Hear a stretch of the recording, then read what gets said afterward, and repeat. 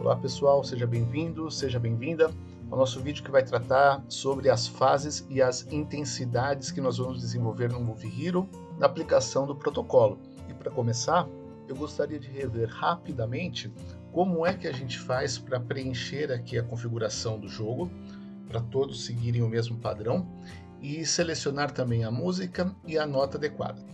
Então, eu vou ampliar a tela onde a gente faz o cadastro, colocar o nome completo, se possível sem abreviações. Para configurar o jogo, a gente vai ativar o erro ao antecipar. Então, se ele ficar com a mão parada na frente da bolinha, do alvo, né, não vai contar essa bolinha, vai ser um erro. A função touch ela vai estar desabilitada, porque a gente vai usar sempre a webcam. E a velocidade a gente vai deixar na velocidade 2. Próxima etapa, nós vamos selecionar a música correta. Então, clicando para eu escolher a música, vai abrir a janela onde eu escolho as músicas e eu posso escolher entre essas 4 opções. Movie 1, Movie 2, Movie 3 e Movie 4. Todas elas têm 5 minutos, é o tempo necessário para o nosso protocolo. Se uma hora você escolher 1, outra hora 3, outra hora 4, não há problema, tá certo? Você pode escolher qualquer uma delas e dar seguimento. Caso você não veja isso no seu jogo instalado, há um vídeo de como a gente instalar as músicas e também as fases, as notas do jogo. Tá legal? Outra coisa muito importante é onde elas ficam. As músicas elas estão no nosso Drive C, Jogos Virtuais, Movie Hero e na pasta Musics. Tá legal? Lembre sempre disso, é importante. E às vezes nós clicamos na pastinha e ela não entra direto no local onde tem as músicas. Próxima etapa, selecionar as notas, que é a sequência de bolas que vão cair durante o jogo. Então aqui, ampliando essa parte, eu tenho uma sequência de fases, fase 01 até a fase 010. E são essas fases que nós vamos usar no protocolo, e na verdade este é o motivo do nosso vídeo, como nós vamos adequar a intensidade das fases com a percepção de esforço e o tempo de jogo do nosso paciente. Antes da gente começar, uma pequena explicação rápida.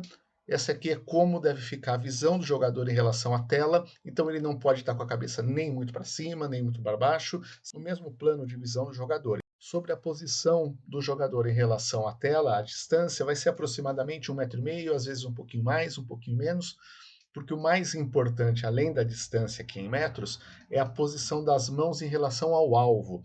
Estendendo os braços paralelo ao chão, repare que a ponta dos dedos vai tocar a área externa das bolinhas. Então, para a gente ver melhor aqui, a imagem ampliada de como seria a posição do jogador em relação aos alvos, ele vai estender os braços paralelo ao chão, a pontinha dos dedos vão estar na direção da borda das bolinhas dos alvos externos.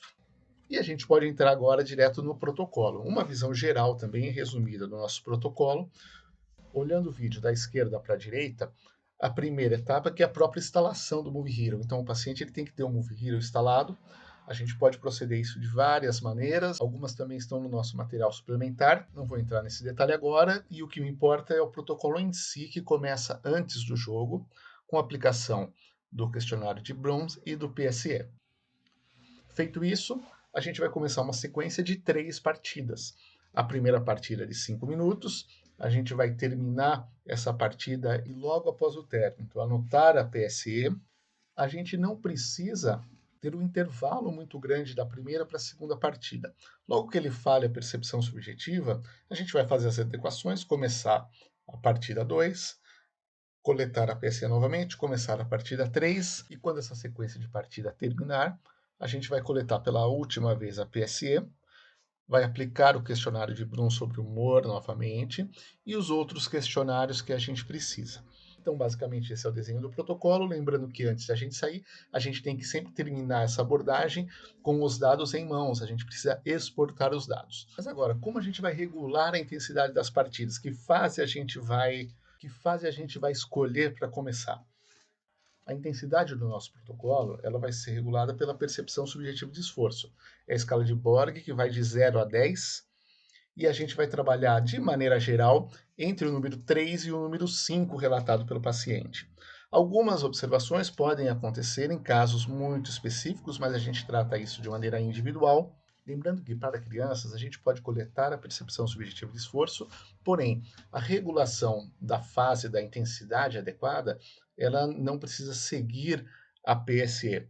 As recomendações para a atividade em crianças são exercícios que simplesmente aumentam o ritmo respiratório, aumentam a sudorese e a frequência cardíaca. Essa é a definição de uma atividade moderada para a criança. E uma atividade intensa é definida como um aumento substancial dessa respiração, do ritmo respiratório, da sudorese e da frequência cardíaca. Qual a quantidade disso? Ele não indica, simplesmente que a gente eleve esses níveis da criança, tá legal? E para fazer isso através do jogo, nós criamos uma sequência de fases que vai da fase 1 até a fase 10 de intensidade crescente. O que é essa intensidade? Neste protocolo, é o aumento do número de bolinhas que caem nesses mesmos 5 minutos. Então a gente começa a fase 1 com poucas bolinhas caindo, elas vão aumentando progressivamente na mesma proporção até chegar à fase 10, onde é o máximo de bolinhas que ela vai cair no mesmo intervalo de tempo. Para a gente interpretar a tabela de pontos, olhando para os números, a gente começa sempre no zero, o jogo começa com 0 pontos, cada bolinha que ele acerta ele ganha 10 pontos, e quando ele chega no nível mínimo para aquela fase que a gente aceita, essa faixa ela começa a ficar azul. Então, na fase 1, como exemplo, o paciente começa com 0 pontos e à medida que ele vai acertando as bolinhas, o placar vai aumentando e na fase 1, como é o exemplo, quando ele chega no 310 pontos, é a fase que a gente considera ideal para ele estar jogando aquela fase. Ele vai até 930. Então, se a pessoa estiver jogando e a pontuação final dele, no caso da fase 1, for entre 310 e 930, ele está numa fase legal, uma fase adequada para ele, sempre considerando que ele está naquela distância, na configuração certinha e fazendo os movimentos adequadamente, certo? Quando ele passa de 930, o máximo que a fase 1 permite, né, se a gente acertar todos os alvos, são 1.240 pontos. Dessa forma, se a pessoa estiver jogando a fase 1, estiver relatando a percepção subjetiva de esforço no nível adequado, que no nosso caso é entre 3 e 5, e a pontuação dela for superior a 930, ela está nessa fase verde. Então ela pode jogar na próxima sequência de partida a fase 2. E assim sucessivamente. Se ela estiver relatando para você a PSE entre 3 e 5, estiver jogando dentro dessa faixa azul, tudo bem. Se ela estiver relatando a percepção subjetiva de esforço entre 3 e 5, que é o adequado, e estiver acertando mais do que o azulzinho, quer dizer, estiver na fase verde, na próxima etapa, aumente a dificuldade, selecione a próxima fase. E o contrário também. Vamos imaginar que ele esteja aqui na fase 4. E na fase 4, ele faça no final da partida menos de 500 pontos. Nesse exemplo, a próxima partida seria na fase 3, a gente regride uma fase. Então, se ele estiver acima do azul, a gente passa uma fase, se ele estiver abaixo do azul, a gente regride uma fase. E como que eu correlaciono isso com a PSE? É muito simples. Mesmo que ele esteja relatando entre 3 e 5 na medida adequada, se você subir uma fase, repare que a pontuação ela se sobrepõe. Então ainda há um intervalo bem legal para ele manter a percepção subjetiva de esforço, subir ou descer uma fase de acordo com a pontuação. Tudo bem? Aliado a isso, o que é importante a gente saber? Que o que manda no nosso protocolo é a percepção subjetiva de esforço. Então, esses exemplos que eu falei anteriormente referem-se sempre quando ele está naquela frequência que nós queremos de PSE.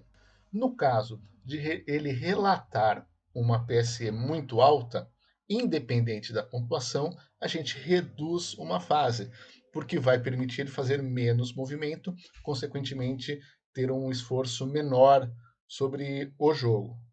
E se ele estiver relatando uma PSE muito baixa, nós fazemos na próxima etapa, a gente aumenta uma fase. A gente deixa mais difícil, vão cair mais bolinhas no mesmo espaço de tempo, ele vai ter que se movimentar mais.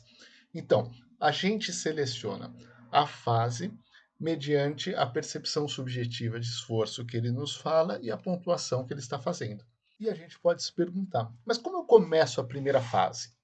E como nós não temos nenhuma avaliação prévia sobre como é esse paciente, comece a primeira partida pela fase 3 ou pela fase 4, se você perceber que ele é um pouco mais ativo.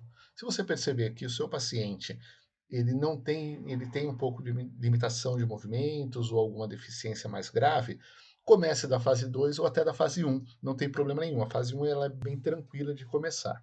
A partir do resultado dessa primeira fase, a gente vai reconfigurar a próxima partida. Então vamos a um exemplo. Eu comecei na fase 3, a primeira fase normalmente é mais difícil, porque a gente ainda está começando com os movimentos, a fase 3 termina e eu vou coletar a PSE. Se a resposta for entre 3 e 5, que é o que a gente precisa, você pode regular a próxima fase de acordo com a pontuação. Então, essa pessoa fez muito poucos pontos, no caso da fase 3, abaixo de 428, ela não está no azulzinho, reduz a fase na próxima. Se essa pessoa na fase 3 acertou tudo, mais de 1.283, na verdade, a próxima fase dele é a fase 4, certo? E no mesmo exemplo, na fase 3, que é a primeira partida, eu vou iniciar e o que manda é a percepção subjetiva de esforço. Então, terminou os 5 minutos, eu falei sobre a percepção subjetiva de esforço, ela está abaixo de 3. Na próxima fase, eu vou ter que aumentar uma ou até duas fases. Da mesma forma, se eu terminei a fase 3 muito cansado, 6, 7 e por aí vai, a próxima fase não vai ser mais a 3, a próxima fase vai ser a 2. O mesmo procedimento a gente vai ter da segunda para a terceira partida. Ele terminou a segunda partida, vai relatar para você a percepção subjetiva de esforço e a partir daí a gente vai adequar um pouquinho para cima ou um pouquinho para baixo. Tudo bem? Espero que essa explicação ela tenha ajudado a gente a entender um pouco melhor de como funciona a sequência de fases progressiva. O Movie Hero ainda não tem essa função automática, então nós precisamos selecionar isso manualmente, porque ele é um software dedicado prioritariamente à pesquisa. Porém, a eficácia do jogo enquanto resultado para o seu paciente, ela é proporcional à capacidade que o jogo tem em transferir o que o terapeuta precisa em forma de demanda de movimento para o nosso paciente. Se o jogo conseguir estimular o nosso paciente a fazer a quantidade de movimento no padrão e na frequência que a gente deseja, o jogo cumpriu o seu papel. As fases nos ajudam a isso, a oferecer mais ou menos demanda de movimento, de acordo com, neste nosso caso, a percepção subjetiva de esforço relatada por ele. Tá certo? Muito obrigado por assistirem. Um grande abraço para vocês, um bom jogo e até mais.